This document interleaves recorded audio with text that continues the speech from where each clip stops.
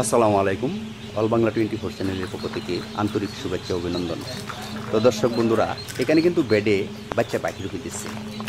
তো এখানে ভাই কি করতেছেন আপনি? এগুলা পানি দিচ্ছি। পানি পানি দিতেছেন? যে কিভাবে দেন পানিটা? দেখানছে দেখি। স্প্রে করে দিলে ভালো হতো, স্প্রে নাই তো হাতে দিচ্ছি। হাতে দিতেছেন? আচ্ছা, এইভাবে সরাসরি পানি দিতেছেন, এতে করে সমস্যা হতো না?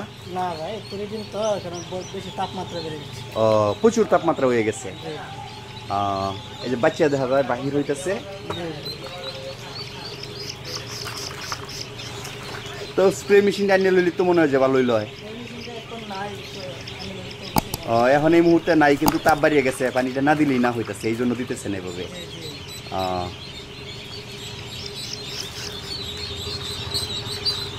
তো পানি মারার দৃশ্যটুকু তো দেখলেনই, কেমনে যে কীভাবে পানি মারতেছে। পুরা মুহূর্তে কিন্তু এই কাজটুকু করতে হয়। যদি অতিরিক্ত তাপমাত্রা কোনোভাবেই কন্ট্রোল নিয়ন্ত্রণ করতে পারতেছে না, তো তখন কিন্তু মানে পর্যাপ্ত পরিমাণ গরম থাকতে কিন্তু এই কাজটা করতে হয়। বাচ্চাগুলি পুষছে, বাচ্চাটা আলোক না করিয়া, মানে বাচ্চাটা না সরিয়ে আগে পানি দিতেছে। এর মানেটা হলো এটাই, ডিমের তাপটা কমাইতে হবে। যদি না কমানো হয় তাহলে কিন্তু প্রবলেম হয়ে যাবে। ওই বিদায় কিন্তু এই কাজটা এভাবে দ্রুতগতিতে করা হইতেছে। তো এই গরমের দিনে যে কি হাল অবস্থা, এইসব অবস্থানগুলি আপনাদের সামনে তুলে ধরার জন্য, আপনাদেরকে দেখানোর জন্য এই হ্যাচারিতে আসার মূল উদ্দেশ্য। তো এখানে এটার মাধ্যমে তো পানি দিতেই আছে, পাশাপাশি ওই দিক দিয়ে দেখেন, ওই যে দেখেন ফ্যান সেটিং দিয়ে রাখছে, বৈদ্যুতিক পাকা একটা সেটিং দিয়ে রাখছে। ওই বেডগুলির মাধ্যমে একটা বৈদ্যুতিক পাখাও ব্যবহার করতেছে, আর ওইটার মাধ্যমে পানি দিতেছে বা পানি মারছে ডিমের তাপমাত্রা কন্ট্রোল নিয়ন্ত্রণ করার জন্য।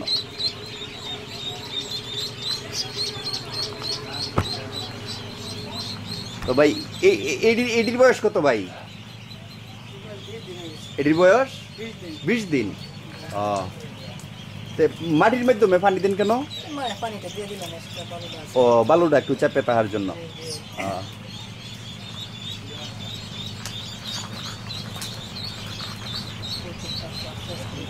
আর এডির বয়স 20 দিন। জি।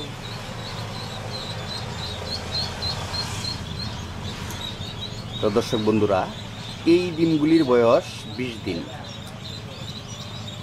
এই ডিমগুলির বয়স হচ্ছে 20 দিন, যে মোটামুটি কন্ট্রোল নিয়ন্ত্রণেই আছে তাপ বিদায় এটার মাধ্যমে। এরপরও মনে হয় একটু বাড়তি বাড়তি, ঠিক না?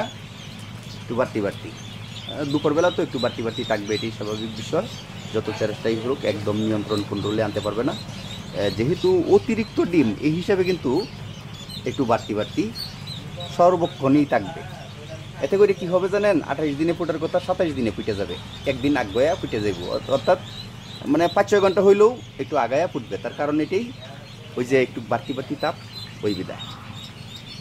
আর তেমন কোনো সমস্যা হবে না। আর এই দিক দিয়ে দেখেন, ওই বেডে বাচ্চা বাহির হইতেছে, ওই বেডে বাচ্চা বাহির হইতেছে। সে বাচ্চাগুলি সরাইতে হবে না? হ্যাঁ, এখন সরাবো। এখন সরাইবেন? সরাইন দিহি, কেমনে সরাইন, আমার দর্শক বন্ধুরাও দেখো। লোক আসো ওখানে। ও, লোক আসলে পরে সরাইবেন? খাইতে গেছে। খাইতে গেছে, খাওয়া থেকে আইলে পরে। এই ফুটে শেষ হইব কোন সময়? এটি রাত্রে রাত্রে শেষ হয়ে রাত্রে রাত্রে শেষ হয়ে যাব।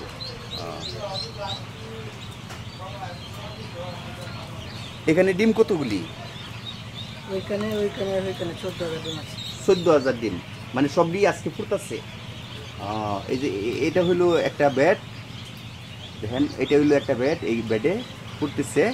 আর একটা কোনটা? এই নিচে দিয়া, ওই যে দেখেন নিচে আর একটা বেড, এটাও কিন্তু ফুটতেছে। অর্থাৎ 14,000 ডিম। আর একটা ওই সাইডে দেয়া রাহেন দেখাইতেছি।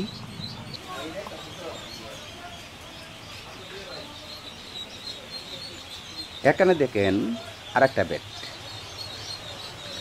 এই তিনোটা বেড মিলে কিন্তু 14,000 ডিম। এই বেডেও কিন্তু বাচ্চা ফুটতেছে।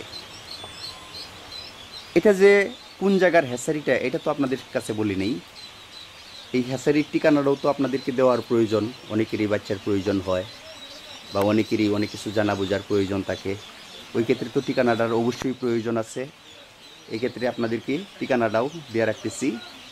এটা হলো ময়মনসিংহ ডিস্ট্রিক্ট, নান্দাইল থানা, নান্দাইল রোড বাজার সংলগ্ন, অর্থাৎ রেল স্টেশন সংলগ্নই। রেল স্টেশন থেকে 200 গজ পশ্চিম দিকে। ওই হ্যাচারিটুকু অবস্থিত। এটা হারিস ভাইয়ের হ্যাচারি, ওই হ্যাচারির দৃশ্যটুকুই আমি সংগ্রহ করতেছি।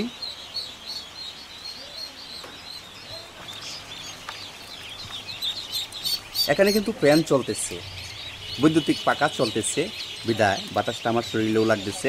আর আপনারা মনে হয় আওয়াজ পাইতেছেন। আর বেডে যে বাচ্চা ফুটলে কি হাল অবস্থায় বাচ্চা ফুটে, মানে এখন কিন্তু বাচ্চাগুলি এখান থেকে সরানোর প্রয়োজন, কিন্তু সরাইতেছে না কেন জানেন? মানে এখানে মাত্র 2 জন লোক আছে, বাকি লোকগুলি খাইতে গেছে। বাকি লোকগুলি গোসলের জন্য চলে গেছে। গোসল করে আইসা, পর্যাপ্ত পরিমাণ গরম তো, ওই বিদায় গোসলটা করে আইসা পরে ওই বাচ্চাগুলি উঠানো হবে, এখান থেকে অন্য স্থানে নেওয়া হবে। আর এইখানেই যদি বাচ্চাগুলি তাহে, হয় ডিমের তাপ বাড়বে, না হয় এখান থেকে বাচ্চা পড়বে, পইরা মরবে, বা এদিক সেদিক চলে যাবে, এলোমেলো অবস্থা হয়ে যাবে। তাছাড়া এখানে যে ডিমের কুসাগুলি আছে, এই কুসাগুলিও সরিয়ে দেওয়া হবে। এতে করিয়া বাকি ডিমগুলি সুস্থ সুন্দর এবং ভালো হালে ফুটবে। ওই বিদায় কিন্তু ওই সব বাচ্চা এখান থেকে সরাইয়ে দেওয়া হবে, সরিয়ে অন্য জায়গায় নেওয়া হবে।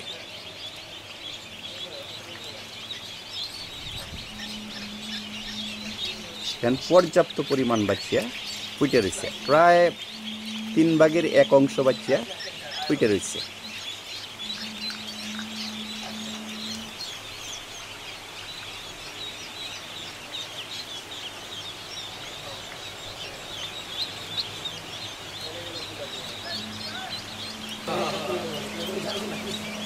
তো দর্শক বন্ধুরা, এই ছিল আজকের ভিডিও। বিশেষ আর কি বলবো, আপনাদের সুস্বাস্থ্য মঙ্গল কামনা করে আজকের মতো আপনাদের কাছ থেকে বিদায় নিতেছি। আল্লাহ হাফেজ।